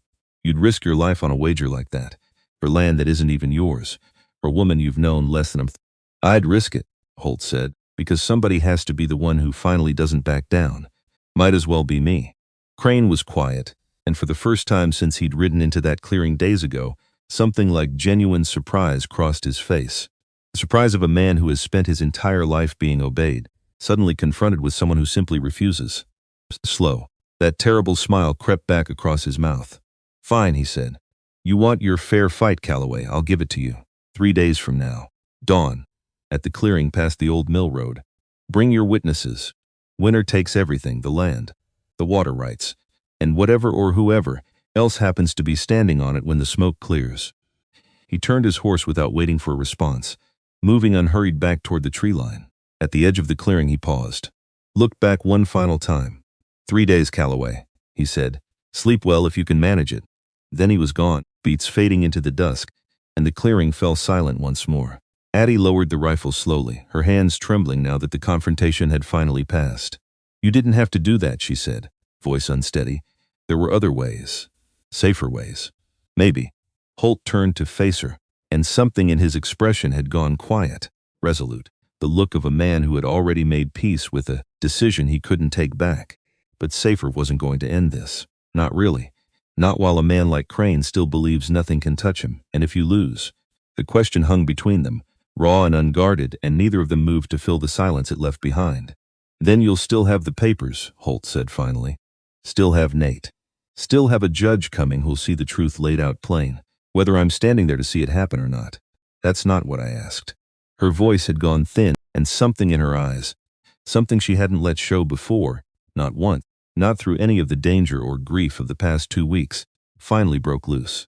I don't want to lose you too, she said quiet, almost afraid of the words even as she said them.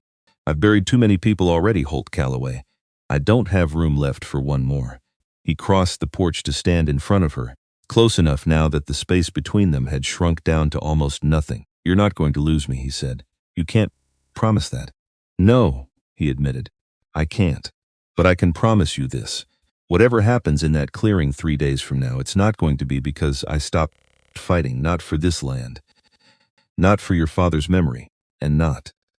He hesitated at something unsteady moving through his own chest now. Not for you either. Addie looked up at him, eyes bright in the last of the evening light, and neither of them said anything at all. Didn't need to. The truth of it sat plain enough between them, finally spoken even without words, that somewhere in the middle of stolen land and buried grief and a fight neither of them had asked for, something real had taken root, something worth surviving for. 3 days, she said softly. 3 days, he agreed. The next afternoon, Addie found him behind the barn, working through the same draw and fire motion over and over, slow and deliberate. A row of tin cans lined up on the fence rail ahead of him. She watched a while without saying anything. Then, without asking, she stepped up beside him, raised her father's old rifle to her shoulder, and put a clean hole through the center can before Holt had even finished his own draw. He lowered his gun slowly. Didn't take you for a markswoman. Didn't take you for a man who needed the practice. A faint, teasing edge to her voice, though something more serious sat underneath it. My father taught me to shoot before he taught me to read. Territory like this, a girl who can't defend herself is a girl waiting on somebody else's mercy. He didn't much care for the idea of me waiting on anybody's mercy. Good man he was. She worked the lever on the rifle, smooth and practiced, eyes fixed on the fence rail. Which is why I'm not about to let you walk into that clearing tomorrow without knowing you've had every left to prepare that you could get. They worked through the rest of the afternoon together, side by side, Addie correcting his stance once-twice, her hand steady on his shoulder as she adjusted the angle of his draw. There wasn't much talk in it. Didn't need to be. Just the steady work of two people readying themselves, and each other, for whatever the dawn was going to ask of them. "You're better than you were an hour ago," she said finally, as the light began to fade. "Had a good teacher. Had a good reason to listen." She lowered the rifle, studying him a moment in the last of the daylight. "Whatever happens tomorrow, Holt Calloway, I want you to know I don't regret one single day of the trouble you rode in with. Not the deed, not the danger. None of it. Even the part where I nearly got us both shot standing in your doorway. Especially that part." The ghost of a smile touched her mouth. "Man who stands his ground the first night he meets you tends to keep standing it. Turns out that's a rare enough thing to be worth the risk." Dawn came slow that third morning, too slow. Like the sun itself understood what waited at the end of it, and wasn't in any hurry to get there. Holt stood in the cabin doorway watching the sky change from black to gray to something the color of an old bruise, and he thought about how a man was supposed to prepare for something like this. Nobody taught you that. Nobody sat a boy down and said, "Someday you may have to walk into a clearing and stake your whole life on a single shot. So here's how you make your peace with it beforehand." There wasn't a way. There was only the waking up. The dressing slow because slow felt like it mattered. Like care given to small things might somehow steady the larger ones. The checking of his gun twice, 3 times, though he'd already checked it enough that his hands knew every part of it blind. Addie found him there in the doorway, dressed already, rifle in hand. Jaw set in that particular way he'd come to know meant she'd made a decision and had no intention of unmaking it. "You're not riding out there alone," she said. "Not a question. Wasn't planning to ask you to stay behind." "Good." Something flickered behind her eyes, gratitude maybe, or just relief that he hadn't tried, "because I wasn't going to listen anyway." Nate was waiting for them at the fork in the trail, mounted despite his bad leg, face grim and pale in the early light. "Word spread," he said without preamble. "Half of Larkspur Hollow's already making their way out to that clearing. Folks love a spectacle, even an ugly one." A pause heavier. "Sheriff Ames rode in late last night. New man took the badge from his predecessor about 4 months back. Word is he's not the kind who looks the other way for money. We'll see if that word holds true." "You reached him," Holt said. "Told him what we found. Told him everything. Showed him what I could of the papers before you two even sent word to Crane." Nate's mouth thinned. "He's riding out to the clearing himself. Wanted to see with his own eyes what kind of man Silas Crane really is before he decided whose side the law was going to land on." The clearing was already filling by the time they arrived. More people than Holt expected. Townsfolk standing in loose clusters at the edges, murmuring low. Some out of morbid curiosity, others, he suspected, drawn by something closer to hope. A chance finally to see a man like Crane answer for something in the open instead of behind closed doors where money always seemed to find a way to make the truth disappear. Holt spotted Mrs. Whitlock near the front of the gathering, broom nowhere in sight but her spine just as straight as it had been on her own porch. Beside her stood Ruth Anders, the widow whose name he didn't yet know but whose grief-worn face carried the particular tension of someone who had come to watch a debt finally get collected on her own behalf as much as anyone else's. Further back, half hidden among the crowd, he caught sight of the 2 brothers from up near the ridge, the ones whose cabin Crane's men had burned, standing shoulder to shoulder with a wariness that hadn't fully given way to hope yet, but wasn't far from it either. It struck Holt, standing there taking in the size and shape of that crowd, that this clearing held more than just a fight between 2 men. It held every family this territory had quietly failed to protect, all of them gathered now to see whether, for once, justice might actually arrive the way it was supposed to. Crane was already there, standing near the center of the clearing with his thin, restless-eyed man beside him, both of them unbothered, almost bored, the way men behave when they've never once had real reason to doubt how a fight would end. Amos was nowhere in sight. Holt noticed that immediately, a small unease settling low in his stomach. Where was he? A rider broke from the tree line at the clearing's far edge. A man Holt didn't recognize, badge catching the early light, expression set hard and unreadable. "This the fair fight I've been hearing whispered about all night," Sheriff Ames said, voice carrying flat and even across the clearing. "Understand there's a piece of land at stake, and a whole lot more besides." "There's a lot more besides," Holt confirmed. "Then I suppose," Ames said, eyes narrowing on Crane, "I'd best stay and watch how it settles." Crane's easy composure flickered just slightly at the sight of the sheriff's badge. Just enough for Holt to see it. Just enough to know, for the first time, that some small part of Silas Crane understood this morning might not go entirely according to his plan. "Sheriff," Crane inclined his head, voice to smooth, still practiced. Didn't expect the law to trouble itself over a private matter between two landowners. Wasn't planning to trouble myself, Ames said, until I started hearing your name connected to a dead rancher's file that got closed a sight too fast 6 months back. Man deserves better than that. So does his brother. He stepped back then, arms crossed, taking up a position at the clearing's edge, close enough to see everything, far enough to stay out of the line of fire. Holt drew a breath, walked forward to take his mark. 20 paces. That was the distance measured out between them, boots pressed into churned dirt still damp from the night's dew, the whole clearing gone quiet and watchful around the two men standing at its center. Last chance to walk away, Calloway, Crane called across the distance. Ride back to whatever's left of your life. Leave the land. Leave the woman. I might even let you keep your skin. Not interested, Holt said. Sheriff Ames raised his hand, calling the count. The whole clearing held its breath at once. 1. Holt's breathing slowed. Everything around him narrowed down to a single sharp point, Crane's hand hovering steady near his gun, the early light catching cold on the metal at his hip too. He thought, in that last suspended second, not of fear. He thought of Elias, laughing on some long-ago cattle drive before either of them had known what loss really cost. He thought of a ranch he'd lost and a cabin he'd found and a woman standing at the edge of this clearing who'd taught him, in barely 2 weeks' time, what it meant to stand your ground because the ground was worth standing on. 3. Both guns cleared leather in the same breath. The clearing exploded with sound, sharp and sudden, the crack of it rolling out across the pines and coming back twice over an echo. Crane staggered, a dark stain blooming fast across his shirt, his gun slipping loose from fingers that had gone suddenly, permanently unsteady. He dropped to his knees in the churned dirt, disbelief written plain across a face that had never once, in his whole self-assured life, expected to lose. He fell forward, did not rise again. But the danger wasn't finished. Crane's restless-eyed man moved fast, gun already clearing leather, fury twisting his face at the sight of his employer face down in the dirt. He raised his weapon, aim swinging hard toward Holt's unprotected back, and a second shot cracked through the clearing before the first could ever land. The thin man spun, crying out, weapon falling from a hand suddenly useless, blood blooming across his shoulder. He staggered, stunned, staring toward the tree line where the shot had come from.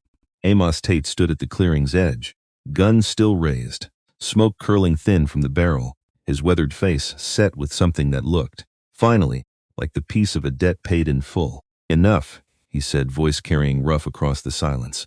This ends here. The wounded man scrambled for his horse, terror overriding whatever loyalty he'd once carried, and disappeared into the tree line without looking back.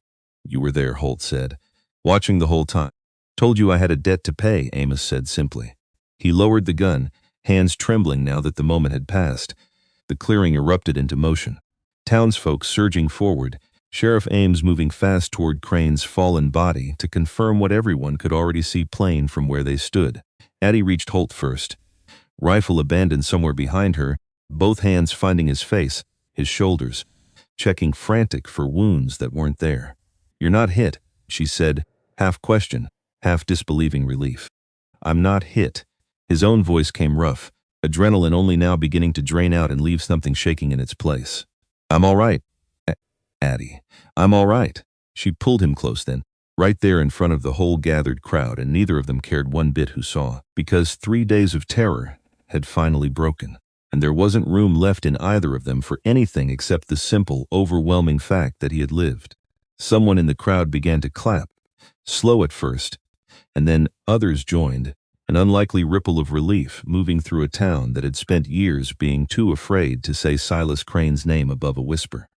Near the front of the gathering, Mrs. Whitlock stood with her hand pressed to her mouth, tears standing plain in her eyes, and when she caught Addie's gaze across the clearing, she nodded once, fierce and proud, the way a person nods when a debt of respect has finally been paid in full.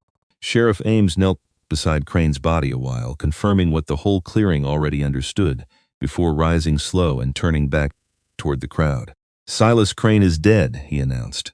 Killed in a fair fight witnessed by half this county over a dispute regarding stolen water rights and a forced marriage contract. His eyes found Addie. Miss Doyle, I understand you've got documentation regarding those claims. I do. She stepped forward, box still clutched clasped tight in her hands. My father's records, water rights, land surveys, every claim Crane filed illegally against families across this valley. It's all here. Ames took the box carefully, examining the topmost papers with a furrowed brow that deepened the longer he read. This is going to take some sorting. But if even half of what I'm seeing here holds up, Miss Doyle, you're looking at every claim Crane ever filed being voided. Every contract he forced, every acre he stole.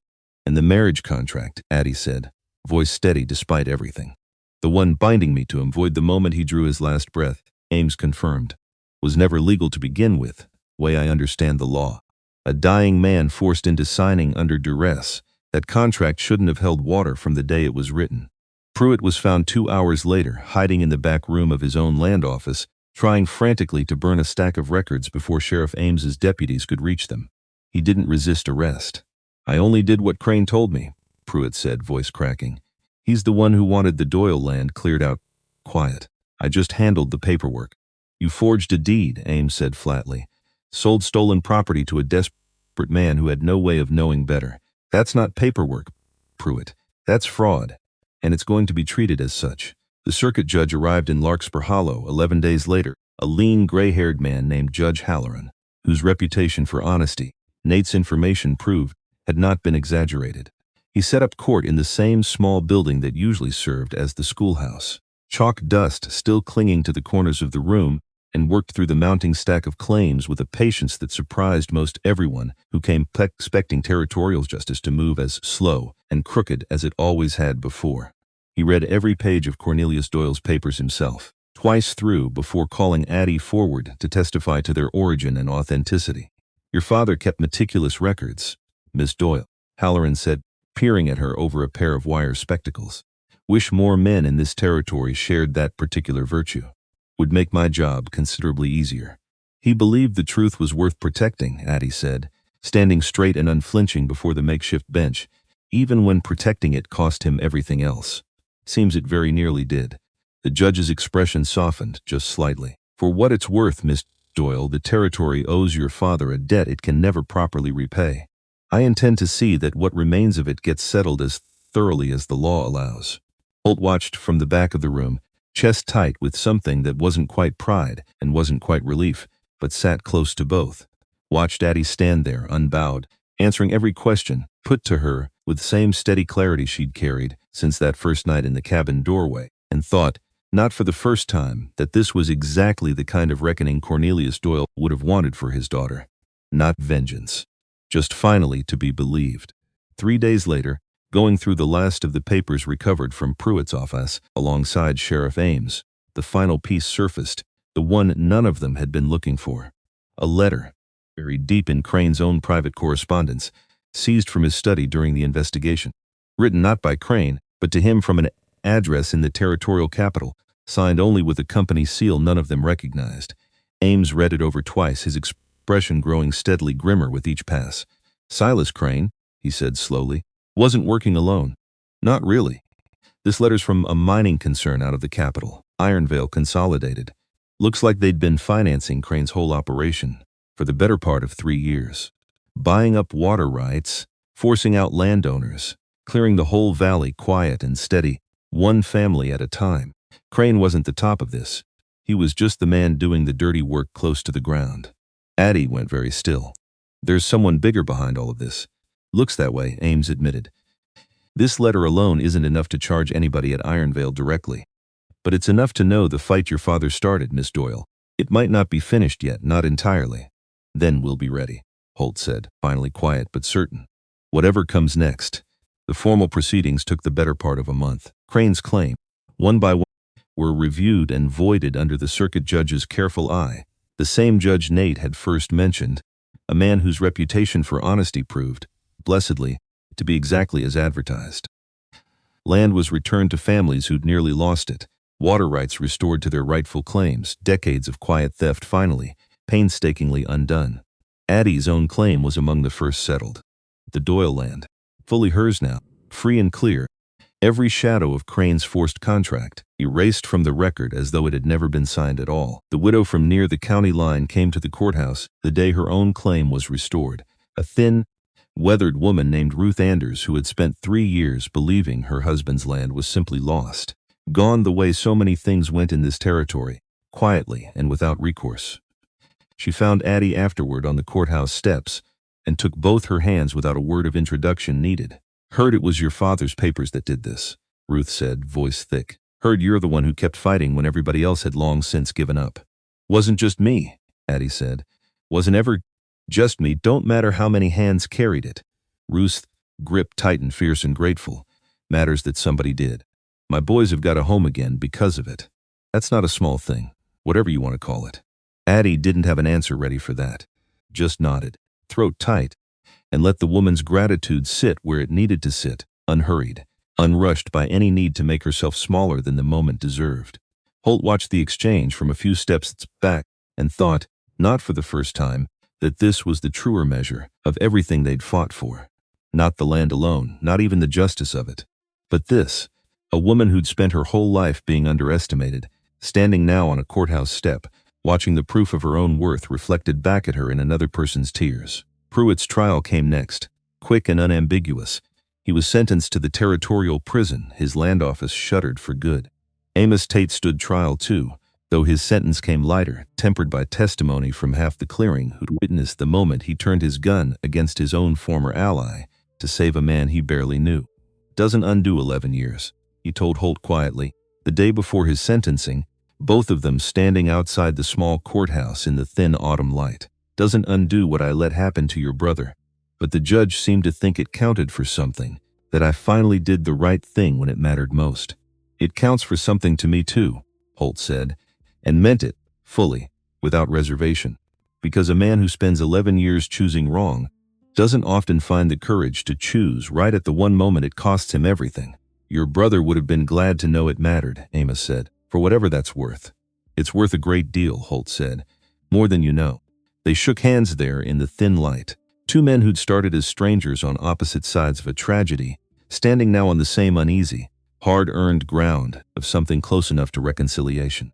That same week, Nate rode with Holt out to the family plot, 3 days across country to stand once more at Elias's grave, this time with news worth carrying, instead of grief with nowhere to put itself. "Wanted him to know," Holt said, crouching by the headstone, the way he had that first terrible day, though something in him sat lighter now, less like a man drowning and more like one who'd finally found solid ground to stand on.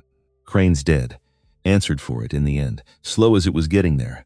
Nate stood a respectful distance back, hat in hand, saying nothing for a long while.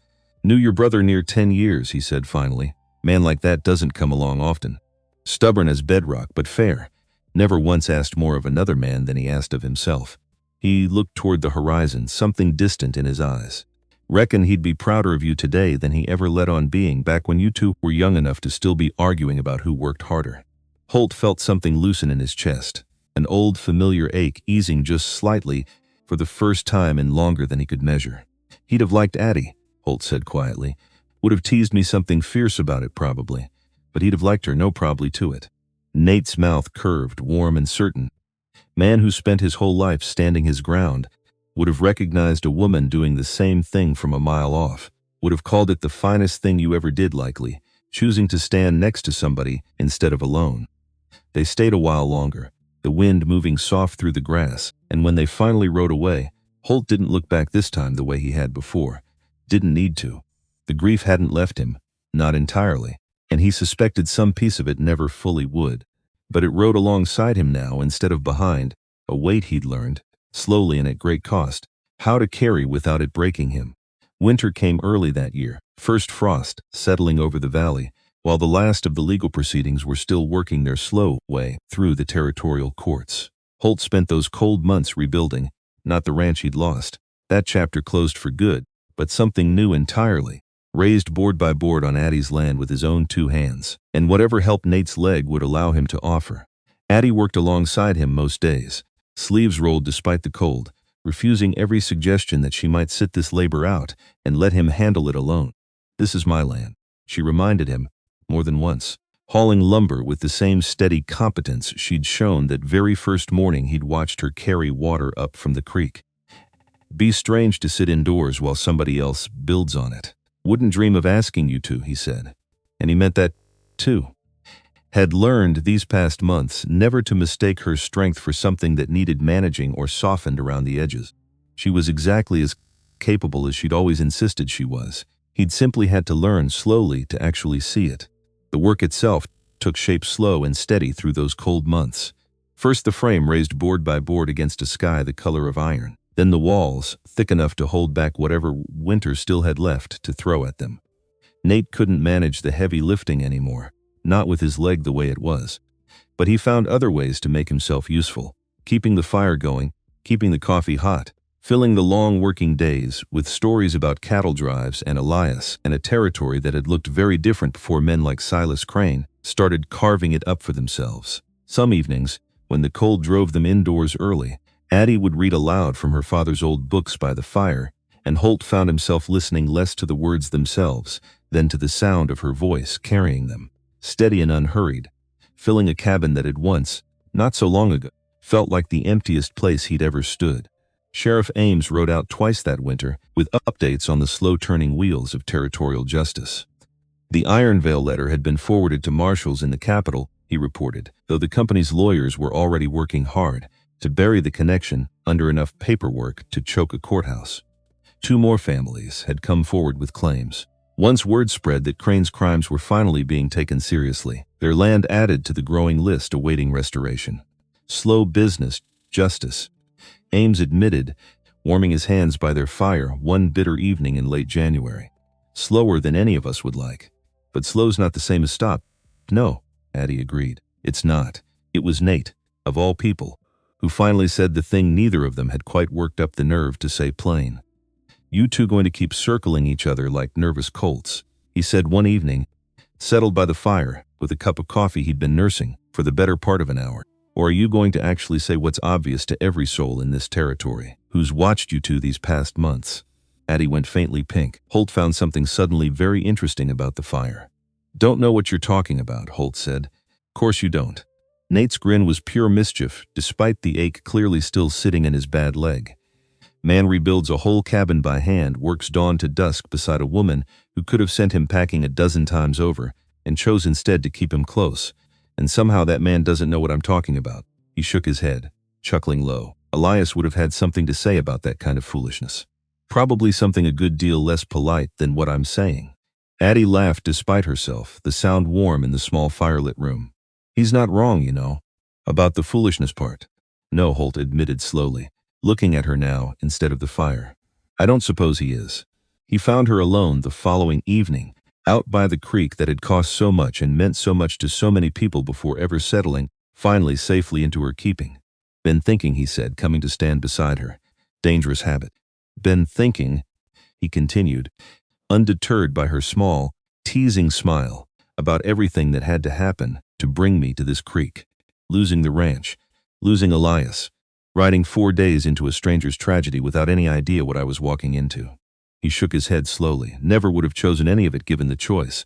And yet here I am, and I can't say I'd trade a single piece of it, because every part of that road led me here. Led me to you. Addie turned to face him fully, something vulnerable and open moving across her features now, all her careful guarding finally, entirely set aside. I spent so long, she said quietly, believing I'd have to fight for everything alone my whole life. Near enough. Fighting to be taken seriously. Fighting to be seen as more than what folks decided about me before I ever opened my mouth. Her voice caught, just slightly, and then you rode up that trail with a worthless deed and refused to leave. And somehow, without either of us quite meaning for it to happen, I stopped fighting alone. You were never less than enough, Holt said, voice low and certain. Not that first night. Not any night since. Anybody who ever made you feel otherwise was wrong, Addie. Plain wrong and not worth another single moment of your doubt. I love you, she said, simple and unguarded, the words landing soft in the cold evening air. Don't know exactly when it happened. But it happened, and I'm done pretending otherwise. I love you too, Holt said. Have for longer than I probably should admit, given how short a time we've actually had together. He kissed her then, gentle and certain, the creek running quiet beside them, the last color draining slow from a sky that had watched over every hard, hopeful step of the road that brought them here.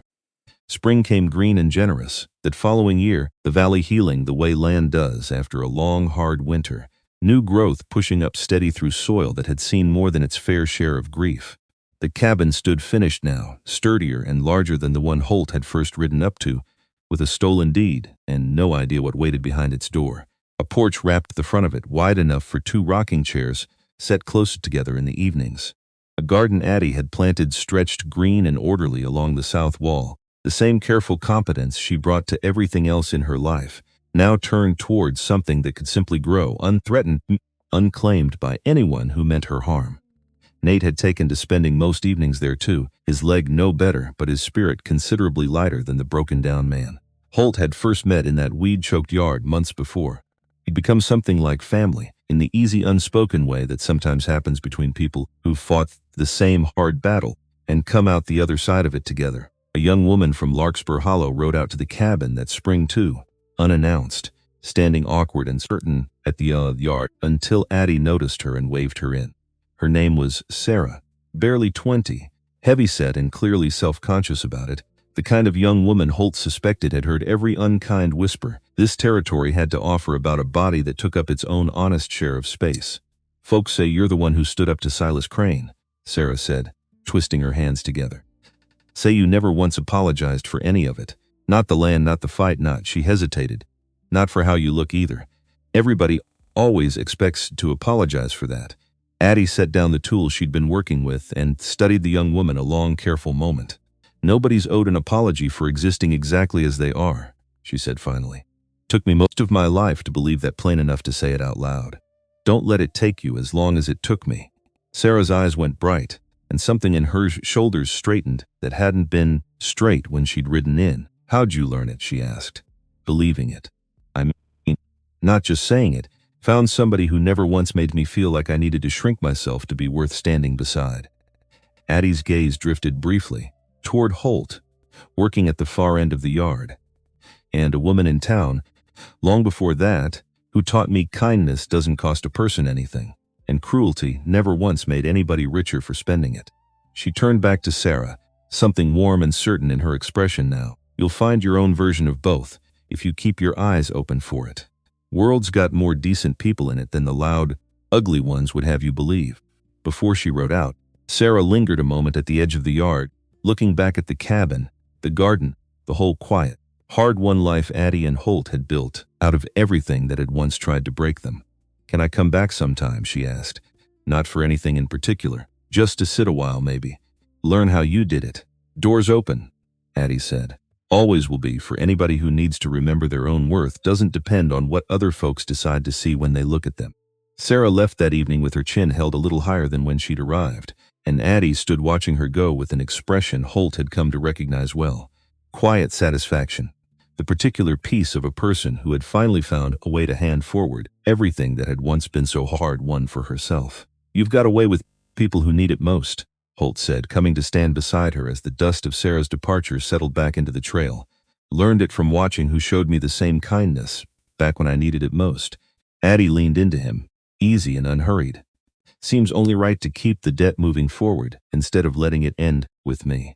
There were no children in that cabin, and neither Holt nor Addie ever spoke of that absence as a lack. What they had built instead felt whole in its own right.